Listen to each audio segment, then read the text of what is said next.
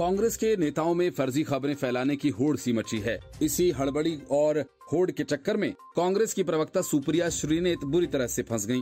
मामला पीएम नरेंद्र मोदी के मेट्रो में बैठकर दिल्ली यूनिवर्सिटी के कार्यक्रम में जाने का है। मेट्रो में पीएम मोदी यात्रियों और छात्र छात्राओं से बात करते हुए दिखाई दिए, लेकिन कांग्रेस को रायता फैलाना था तो सुप्रिया श्रीनेत ने पीएम मोदी के बगल में बैठी लड़की को भाजपाई करार दे दिया। वजह यह कि इस तस्वीर को बीजेपी युवा मोर्चा की दीक्षा वर्मा ने शेयर किया था। सुप्रिया ने इस फोटो को दीक्षा की फोटो बताकर आगे बढ़ाया। बाद में दीक्षा वर्मा ने सुप्रिया श्रीनेत की पोल खोल दी। पोल खोलते ही सुप्रिया श्रीनेत ने अपने ट्वीट को डिलीट कर दिया। दीक्षा ने अपने ट्वीट में नरेंद्र मोदी की फोटो के साथ उस लड़की की फोटो शेयर करते हुए लिखा था ड्रीम। इस ट्वीट को देखने के बाद सुप्रिया ने दीक्षा की प्रोफाइल निकाली, भीतर प्रोफाइल में बीजेपी का नाम खोजा और उसके बाद शेयर करते हुए लिखा कि ये मोदी जी ने अच्छा किया, आज मेट्रो में भाजपा कार्यकर्ताओं के साथ थोड़ा वक्त गुजारा। अब आप कहेंगे कि जनता के नाम पर झूठ बोल भाजपाई क्यों बिठाए, तो भाई पीआर के लिए भाजपाई ही सही हैं। असली युवा बेरोजगारी पर सवाल पूछने लगते हैं तब क्या होता। वैसे अकेले बैठे ज्यादा अजीब लग रहे थे। इस ट्वीट पर जब भाजपा कार्यकर्ता दीक्षा वर्मा की नजर पड़ी तो उन्होंने कहा कि मैडम सुप्रिया हमेशा कम दिमाग की थी, लेकिन ये नहीं पता था कि अनपढ़ भी हैं। ड्रीम और ड्रीम कम ट्रू में कांग्रेसी फर्क करना सीखें। दीक्षा की इस क्लियरिटी के बाद नेटिजन्स ने सुप्रिया की क्लास लगा दी। किसी ने सुप्रिया से पूछा कि आखिर दीक्षा के साथ उस लड़की की तस्वीर कैसे मिल रही है जो नरेंद्र मोदी के साथ बैठी है। बीजेपी प्रवक्ता शहजाद पूनावाला ने भी सुप्रिया को डांट लगाई और कहा कि ए फेक न्यूज की चाबी सुप्रिया श्रीनेत, झूठ फैलाकर ये पोस्ट डिलीट क्यों किया। दीक्षा उस लड़की की बात कर रही थी जिसे पीएम मोदी के साथ बात करने का मौका मिला, लेकिन झूठ की चाची ने लड़की को दीक्षा ही बता दिया और जो हमारी सहकर्मी है वो फैक्ट चेकर इसका फैक्ट चेक भी नहीं कर पाए। गजब है। उम्मीद है कि जो मीडिया चाची की फेक न्यूज को गंभीरता से लेता है वो ये देख रहा होगा। एक यूजर ने सुप्रिया श्रीनेत की हरकत देखकर उन्हें महिलाओं की राहुल गांधी कहा। विक्रम मित्तल ने लिखा झूठ की दुकान 2 मिनट में फुस हो गई, सुप्रिया श्रीनेत डिलीट करके क्यों भाग गई। किसी को भी भाजपा से जोड़कर महिला को बदनाम करने की ओछी हरकत आप ही कर सकते हो, शर्म आनी चाहिए। सचिन ने लिखा जैसे भैंस पूंछ उठाएगी तो क्या करेगी सबको पता है, वैसे सुप्रिया आंटी मुंह खोलेगी तो क्या करेगी सबको पता है। Bureau report, news of India. Uniform civil code को लागू किए जाने को लेकर विपक्षी एकता में तो फूट पड़ गई है। अरविंद केजरीवाल और उद्धव ठाकरे इसके समर्थन में खुलकर सामने आ गए हैं, लेकिन अब इस मुद्दे पर कांग्रेस भी दो फाड़ होती हुई दिखने लगी है। पार्टी यूसीसी को लागू करने के पक्ष में नहीं है, लेकिन हिमाचल प्रदेश में सुखविंदर सिंह सुक्खू के नेतृत्व वाली सरकार में लोक निर्माण मंत्री विक्रमादित्य सिंह ने यूनिफॉर्म सिविल कोड का खुले तौर पर समर्थन कर दिया है। लोक निर्माण मंत्री विक्रमादित्य सिंह ने सोशल मीडिया पर यूनिफॉर्म सिविल कोड के समर्थन में लिखा कि यूनिफॉर्म सिविल कोड का हम पूरी तरह से समर्थन करते हैं। ये देश की एकता और अखंडता के लिए जरूरी है, लेकिन इसका राजनीतिकरण नहीं होना चाहिए। आगे उन्होंने लिखा कि 9 साल से देश में बीजेपी की पूर्ण बहुमत की सरकार है। इस कानून को लागू करने से कौन रोक रहा है? आज चुनावों से कुछ महीने पहले ही इसका प्रोपेगेंडा क्यों हो रहा है? जय श्री राम। उनका ये कहना है कि जब कोई पूर्ण बहुमत के साथ सत्ता में हो तो उसे कानून लाने से कोई नहीं रोक सकता। 9 सालों से केंद्र में भाजपा की सरकार पूर्ण बहुमत के साथ है। 2014 में भाजपा की सरकार बनी, तभी से यूनिफॉर्म सिविल कोड की बात चल रही है। किसी ने भी इसका विरोध नहीं किया। केंद्रीय मंत्रियों ने भी खुले मंच से इसे लाने की बात कही। केंद्र सरकार के इस दांव का कैसे जवाब देना है? विपक्षी दल भी चुनाव पर पड़ने वाले इसके प्रभाव को रोकने के लिए रणनीति बनाने में जुट गए हैं। ऐसे में राज्य के मंत्री का कानून का समर्थन और समय पर सवाल उठाने से राज्य के राजनीतिक गलियारों में फिर से चर्चा में है। विक्रमादित्य सिंह पार्टी लाइन से अलग हटकर बात करने के लिए इस तरह चर्चा में बने रहते हैं। बात चाहे केंद्र में प्रधानमंत्री नरेंद्र मोदी के नेतृत्व वाली सरकार के मंत्रियों से समर्थन लेने की हो या फिर अपने विभाग से जुड़ी शिकायतों को सोशल मीडिया पर एड्रेस करने की, विक्रमादित्य सिंह इन बातों में सबसे आगे नजर आते हैं। यही वजह है कि आए दिन उनके ये बयान सुर्खियों में बने रहते हैं। अपनी हर पोस्ट पर जय श्री राम लिखना भी विक्रमादित्य सिंह को पार्टी लाइन से अलग खड़ा दिखाता है। हालांकि जय श्री राम के नारे पर किसी पार्टी विशेष का अधिकार तो नहीं, लेकिन इसे दक्षिणपंथी संगठनों के साथ ही जोड़कर देखा जाता है। इस तरह विक्रमादित्य सिंह के पिता वीरभद्र सिंह भी पार्टी लाइन से हटकर अयोध्या में बनने वाले राम मंदिर का खुलकर समर्थन किया करते थे। समान नागरिक संहिता पूरे देश के लिए कानून सुनिश्चित करेगी, जो भी धार्मिक और आदिवासी समुदायों पर उनके व्यक्तिगत मामलों पर लागू होगा।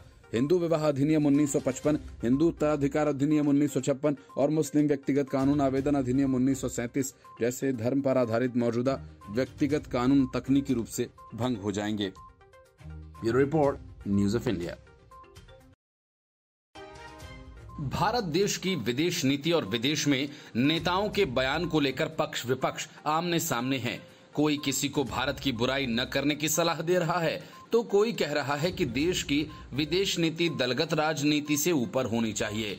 राहुल गांधी द्वारा विदेश दौरे के दौरान कही जाने वाली बातों पर बीजेपी हमलावर रहती है।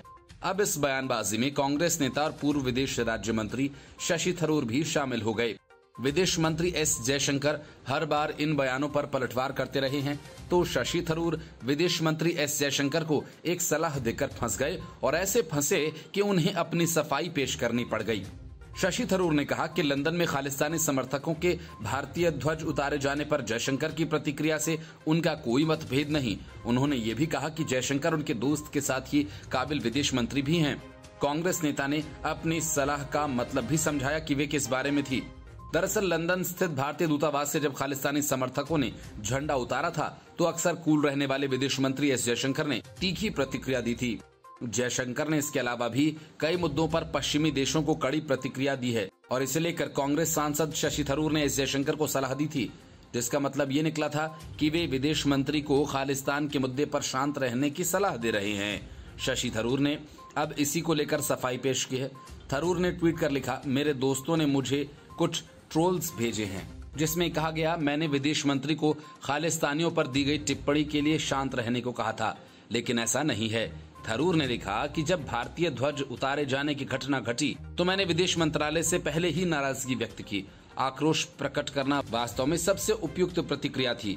उन्होंने आगे लिखा कि जयशंकर को संयम बरतने की मेरी सलाह उनके बेंगलुरु स्थित बीजेपी युवा मोर्चा के लिए की गई उनकी टिप्पणियों के लिए थी, जिसे विदेशी मीडिया ने पकड़ लिया था और गलत तरीके से दिखाया था। थरूर ने आगे लिखा कि बिना उकसावे के दूसरे देशों की आंख में उंगली डालना हमारा स्टाइल नहीं। झंडा फहराने की घटना एक उकसावे की घटना है और भारत की प्रतिक्रिया उचित थी। इस पर विदेश मंत्री से मेरा कोई मतभेद नहीं। मैं उन्हें एक मित्र और एक कुशल व योग्य विदेश मंत्री के रूप में मानता हूँ। Bureau report, news of India. Congress से करीब करीब धकियाए गए अखिलेश यादव की कृपा से राज्यसभा के सांसद बन गए और मौका मिला तो अरविंद केजरीवाल के मंच पर जाकर भाषण भी दे आए। लेकिन कपिल सिब्बल की सोच वही कांग्रेस वाली है, इसलिए मौका कोई हो, मुद्दा कोई हो, उसको लेकर रायता फैलाने से वे कभी बाज नहीं आते। यूनिफॉर्म सिविल कोड को लेकर देश में सख्त बहस छिड़ी हुई है। आम आदमी पार्टी और उद्धव गुट की शिवसेना इसका समर्थन कर रही है। कई पार्टियां मौके पर समर्थन में आएंगी, पर कुछ पार्टियां ऐसी भी हैं जो यूसीसी का जमकर विरोध कर रही हैं। इस बीच राज्यसभा सांसद कपिल सिब्बल भी इसमें कूद गए।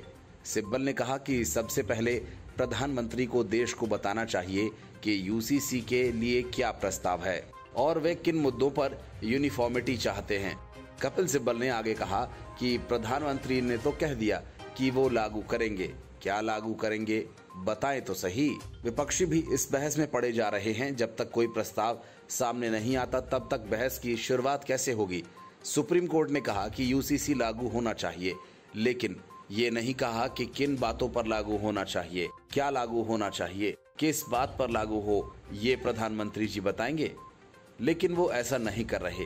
राज्यसभा सांसद कपिल सिब्बल ने आगे कहा कि जब तक कोई प्रस्ताव सामने नहीं आता तब तक बहस की जरूरत नहीं। उत्तराखंड का सिविल कोड पूरे देश में लागू नहीं किया जा सकता। लोगों को इस लॉ के बारे में पूरी जानकारी नहीं है, लेकिन इस पर चर्चाएं चल रही हैं। पीएम मोदी के भोपाल में यूसीसी को लेकर दिए गए बयान के बाद कपिल सिब्बल ने सवाल किया कि उनका प्रस्ताव कितना समान है और क्या हिंदू, आदिवासी और पूर्वोत्तर सभी इसके दायरे में आते हैं। इसके अलावा कपिल सिब्बल ने सवाल उठाया था कि आखिर 9 साल बाद पीएम मोदी को ये बात क्यों याद आ रही है। Bureau report, news of India. Nitish Kumar ने घोटाला करने का नया तरीका खोज निकाला। जिस विभाग में जिस तरह का घोटाला करना होता है, पहले नीतीश कुमार उसके नियमों को बदलकर घोटाला करने लायक बना लेते हैं ताकि वे ये कह सकें कि सब कुछ नियमों के मुताबिक ही हुआ। मामला आनंद मोहन की रिहाई का हो या फिर एम्बुलेंस का, हर कहीं नीतीश कुमार ने पहले नियम बदल डाले। अब यही खेल शिक्षक भर्ती के मामले में नीतीश कुमार ने किया। पहले डोमिसाइल नीति को बदल डाला और खुल गया रास्ता खाने कमाने का। बीजेपी नेता विजय सिन्हा ने कहा कि डोमिसाइल नीति में बड़ा बदलाव कर दोनों चाचा भतीजा माल कमाने की फिराक में हैं। इस मसले पर छात्रों में काफी आक्रोश तो है ही, बीजेपी खुलकर विरोध तो कर ही रही है। अब महागठबंधन में भी इस मुद्दे को लेकर फूट पड़ गई है।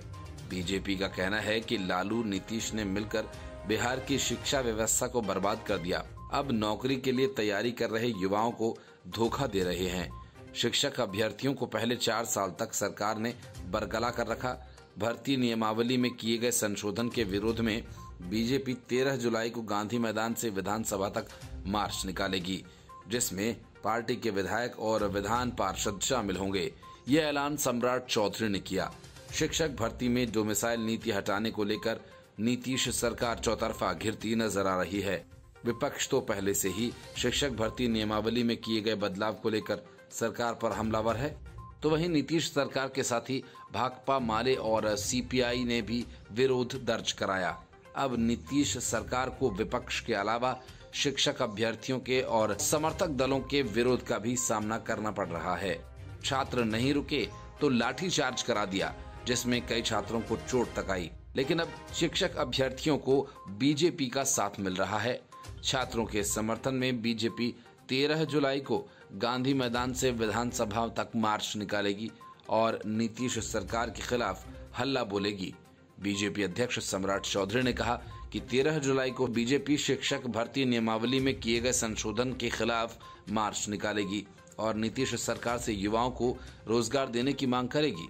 इससे पहले शिक्षा मंत्री चंद्रशेखर ने शिक्षक भर्ती में बाहरी छात्रों के समायोजन पर कहा था कि अंग्रेजी, विज्ञान, गणित में अच्छे अभ्यर्थी नहीं मिल पा रहे हैं, जिससे सीटें खाली रह जाती हैं।